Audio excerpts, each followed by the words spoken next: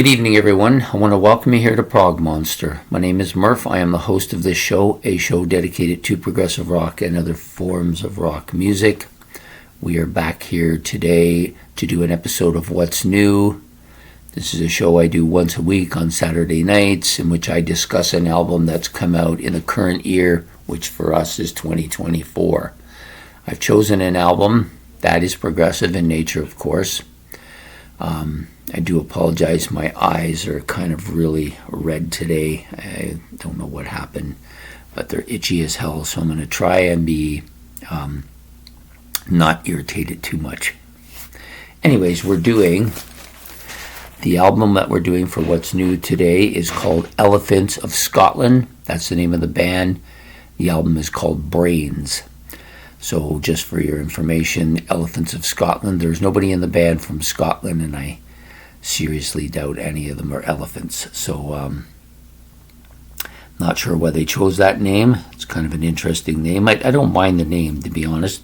And the album, which is called Brains, has a cover that is odd, has these odd flying machines with red brain-like heads on them flying around. So it looks like something you might get in a kind of a horror novel, or maybe one of those apocalyptic future events, right? But the album, of course, has nothing that sounds like that. This was released March the 15th, 2024. It's about 41 minutes in length. Features Adam Rabin on keyboards, guitars, drums, lead vocals, and backing vocals. John White on lead and distorted guitars. Bob Gagnon on bass on tracks 1, 2, and 5, and the intro acoustic guitar part on track number 1. Lyle King doing backing vocals on tracks 1 and 2. Greg Skillman doing that weird kind of 5/4 guitar lick on track 1, and then Chris Titcher on lead vocals on tracks 1 through 3, 5, 6, and doing backing vocals on 3 and 4. So this is my eye really bothering me.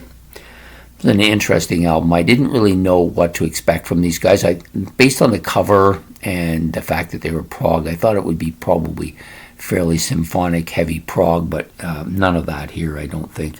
It does have some synthesizer on it, but it's primarily, I think, dominated by the clear-sounding vocals, the acoustic guitars, and the odd lead guitar here and there, and the drums. Those are the instruments that are most prominent here, with the keyboards almost entirely dominated by piano for the keyboard parts.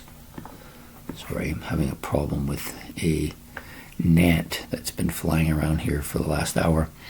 Anyway, so we're going to break down the tracks a bit and then talk a little bit more about the album. So the opening track is called How to Do Nothing. This is one of the two good tracks on the album. The album as a whole is kind of weak. I found it a weak album. I didn't give more than a 5.5. I think 5.5 was the highest mark I gave. I gave a couple songs a failure, because there was just parts about them I didn't like at all. Anyways, this track has a kind of a synthesizer opening with an acoustic guitar accompaniment, and then you have some catchy riffs throughout the song. The vocals are kind of undiscriminate. They're not really anything special about them, but they're very clear. That's the one thing about the album. The vocals sound very clear, production very clear sounding, and the keyboards are a little bit on the simplistic side, but very clear and good for the album, I think. The next song out is called Vanishing Twin. Has a bit of an odd distorted synthesizer part at the beginning, some again indiscriminate vocals that are also very clear. There's a bit of a melodic piano and instrumental parts throughout the song. The lyrics a little bit simplistic, almost sounding a little bit like IQ's lyrics in a bit, but not nearly as complex. There's a bit of some heavy drums on this one, some heavy drum fills, and it does pick up tempo throughout the song. and is kind of guitar dominated in the second. Well, after the second part starts, and then it kind of goes back to what it was before that. It was an interesting track.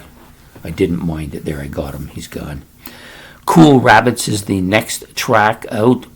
Opens with a kind of piano bit, then jumps up to some heavy guitar, and then goes back down to this slower part, and then back up again to some heavy riffing parts again. Catchy riffs, not a bad song. Dominant by those clear vocals once again. Song is a bit of a poppy song. As the album goes along, it tends to get a little bit more poppy. I wouldn't call this a heavy rock, progressive rock sound. I would call this a kind of a progressive pop, might be a better way to put this album. The next track out is also within that same 4 to 5 minute range. Fall Away is the name of it. Another acoustic piano opening with some violins on this particular track. It's melodic with a low range type track sound. Very poppy but clear vocals, and there's two of them going here, so it's probably both of the lead vocalists singing together. And then there's a little bit of those interesting drum sounds throughout this particular track. So I'm going to flip the page because the last three tracks are on the back side here.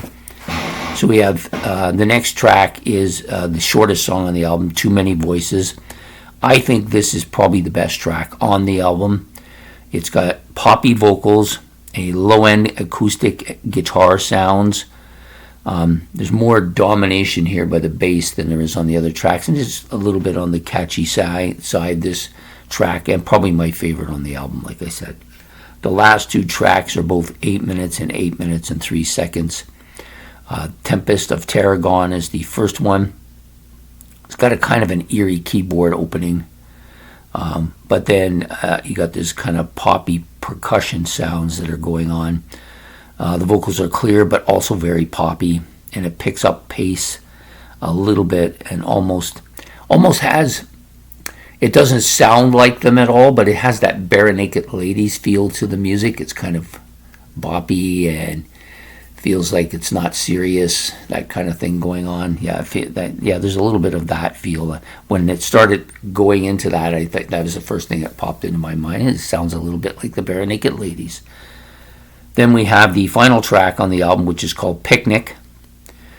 The piano opening is very crooner-like, something you might find in a Bing Crosby song or a Frank Sinatra or maybe a Tony Bennett or somebody like that. And it picks up tempo a bit, and there's a little bit more of that twin vocaling going on here. But it's primarily I would say this song is primarily a piano dominated with some synth parts in it. The last two tracks I didn't give even a 5 to. I thought they were kind of weak. So overall, it's not a terrible album, but very poppy. Some people might call this. I think it's progressive pop. Maybe might you want to call it that. But the instrumentation is a little on the weak side. Drummer's probably the best person on the album overall. I didn't find it a particularly interesting album, nor did it really capture me in any way. There wasn't anything on it that made me say, wow, that's really good. There's none of that. It's an average album, and to be honest, I don't think you can purchase this in CD. You have to download it. They don't have any hard copies of the CDs anywhere. I mean, they did say they were going to print some CD copies if they sold a certain amount and send them as freebies to the people who purchased the album digitally. I won't be doing either of those things. So anyways, it's not often I have one that's really not up to my snuff, but I did give it a slight listen before I decided to do it, and I decided to do it anyways because basically it's a cool name. The album cover is kind of cool looking, so I thought it would be it would pick up and get a little better, and I kept waiting for it to pick up, but it really never did. So anyways, there you have it. Elephants of Scotland, their album Brains. You can find it by just punching those two in. It'll come up and you'll see it. It's clearly an album with some scientific, science fiction kind of atmosphere on the cover with these spaceships that have these giant heads that with eyes and brains sticking out of them. So yeah, interesting cover. Anyways, I hope you've enjoyed this episode of What's New. We will be back with What's New next week. In the meantime, please hit the like and subscribe and notification bell. And if you have any comments about this album or anything I've said, you can put that in the comment section below. And we will see you next week. So have yourself a good one, a good night, and take care.